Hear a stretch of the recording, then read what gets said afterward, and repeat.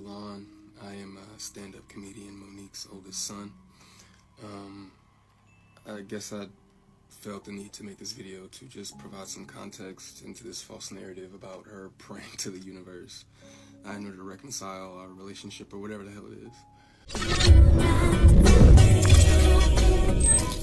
Peace and love, family. Welcome to Night and Day Talk Media. Monique's oldest son, Shalon, takes to his social to respond to her interview on Club Shay Shay. He says he felt a need to respond the false narrative about her praying to the universe. He says he's not here to reconcile their relationship whatsoever, but felt he needed to speak out. Hi, I am Shalon. I am a stand-up comedian, Monique's oldest son. I guess I felt the need to make this video to just provide some context into this false narrative about her praying to the universe in order to reconcile our relationship or whatever the hell it is. I wrote it all down so that way I don't go all over the place and get emotional or anything like that. So I'm gonna talk like I'm reading a script, but it's just gonna help me kind of stay together. To address the Club Shay Shay interview that she did, where she states that she prays to the universe in regards to reconciling our relationship, as I stated, is odd.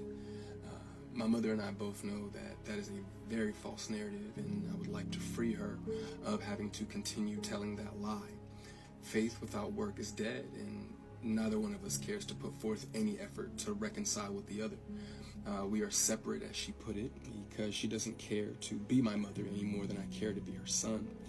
Neither one of us has had the desire to reach out to the other in a very long time, and I don't think that either of us anticipates that feeling ever returning. Speaking with my mother directly, in my experience, will either lead to some odd newfound moment of clarity in regards to how she was as my mother, or she retreats back to daddy to move forward with a conversation. And I'm tired of hearing my mother's truths. Newsflash, I'm not sure if people know, but standing in your truth doesn't make you noble. I'm not sure if people are aware of that, but responding this way, I feel as though it allows me to say my piece uninterrupted. To those wondering, well, why say something now? Call it a form of therapy for me, I suppose. But when her daddy had intentionally stated that they have 3 sons, but his wife is on the internet talking about the 4th son in a video that has millions of views, that rubbed me the wrong way. But anyway, to inform a child that you are not interested in being a mother at a time when that kid is the only kid that has the potential to lead a child to believe that you are not interested in them specifically. But to take it a step further, you also my mother had also admitted to me that she didn't do the best job that she could do, which would also make one begin to question, all of your past decisions and prior emotional interactions. But to be completely honest and fair, those were things that I was willing to get over. Nobody's perfect, we're all human. But my mother showed a clear lack of humility, compassion, and consideration when taking any level of accountability for those things. My mother does a fantastic job of acknowledging a lot of things, but she doesn't take accountability very well, and anything that she may take true accountability for, it's only at her convenience, in my experience. But if I had to guess, though, her interest in being a mother probably started around the time that she married her daddy and had his children. But that interest, obviously seemed one-sided, and as it should have been. By that time, I'm in my late teens, so to some degree, the neglect becomes easier to hide or validate, I guess you could say. There are now 2 baby boys in the house, that require attention. But still during that time, however, I still watched her enjoy the love and admiration of total strangers more than my own. To this very day, my mother has never expressed to me when, if ever, she became interested in me as her son. That did lead me down a path of questioning my self-worth and struggling to understand the value of a mother in a child's life. In the interview, she also states that she gave me an apology, but an apology to a son from a mother that consciously showed no interest in him holds no weight. There are still women to this day that my mother will give credit to for being more of a mother to me than she ever could. Her assistant, my cousin, being one of them.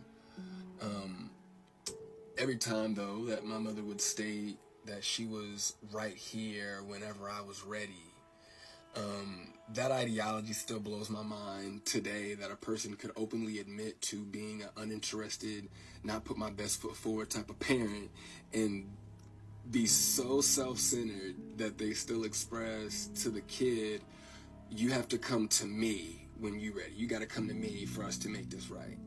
Okay. But I'm not sure what my mother could possibly think that she has shown me in the past or have for me now that's not money, goodness gracious, that would make me want to come to her or whatever those feelings are supposed to be. A mother is supposed to be the first woman that a boy falls in love with. I loved my mother very much, but my mother loved things more than she loved me, and she would validate her love for me by giving me things and would proceed to call me ungrateful or inconsiderate if said things did not have the desired effect.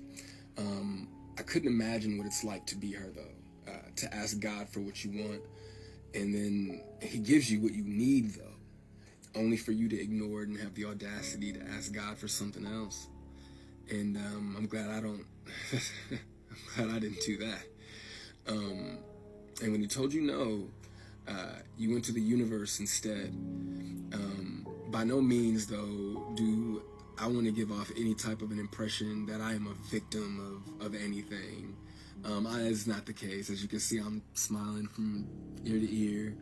I'm alive, I'm happy, I'm a dad, I'm healthy, I think.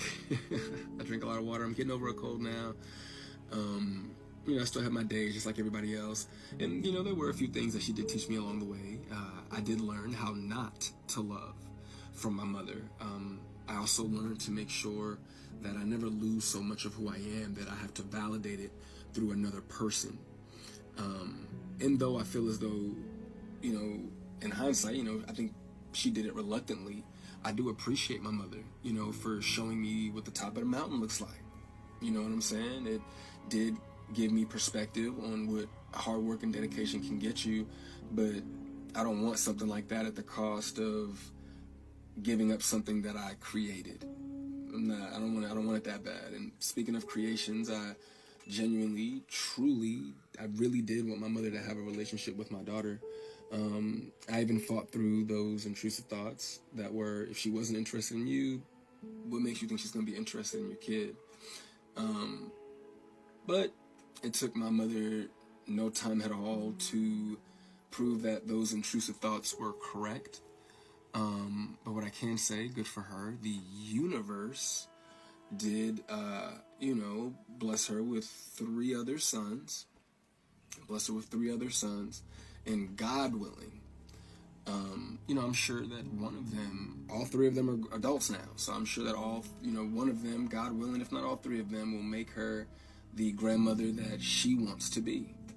I still look forward, to that moment for her. But overall, when it comes to the boys, though, I am happy that whenever they do hear me talk, sorry, my phone did something weird, but whenever they hear me talk, they don't know what it is. They can't relate to what it is that I'm saying. My experience with my mother is not their experience with our mother. So my prayer for her and them is that they continue to see her the way that they see her now. I do also want to make sure that I say thank you to my mother for giving me life. Without that moment in time, I wouldn't have had my little one. But outside of that moment, there isn't anything that either of us has to offer the other. In my opinion, it's a waste of God's time and the universe's time for praying for something that you were not willing to put forth any effort to obtain. Putting the work into becoming Monique is more important to my mother than being my mother. And I do not believe that it was never about her being there and waiting for me, but it was supposed to be about me being there and waiting for her. My mother's value had reached such a low point in my life that I no longer found it necessary to either want to wait for her or even go to her. But like I said, man, I'm super grateful that she has the opportunity to do it all over again. You know, I'm happy for her. I hope the Cat Williams tour goes well, but you know, the narrative that she prays for us to reconcile is a false narrative. It's not real, not appreciated if she stopped saying stuff like that. What's up, y'all? It's Naturi Naughton, aka Tasha from Power. Want to make sure y'all go head over to nightanddayNetMarket.com. Get you some melanin merch, t-shirts, shoes, bags, jewelry, anything you can think of. It's gonna be dope.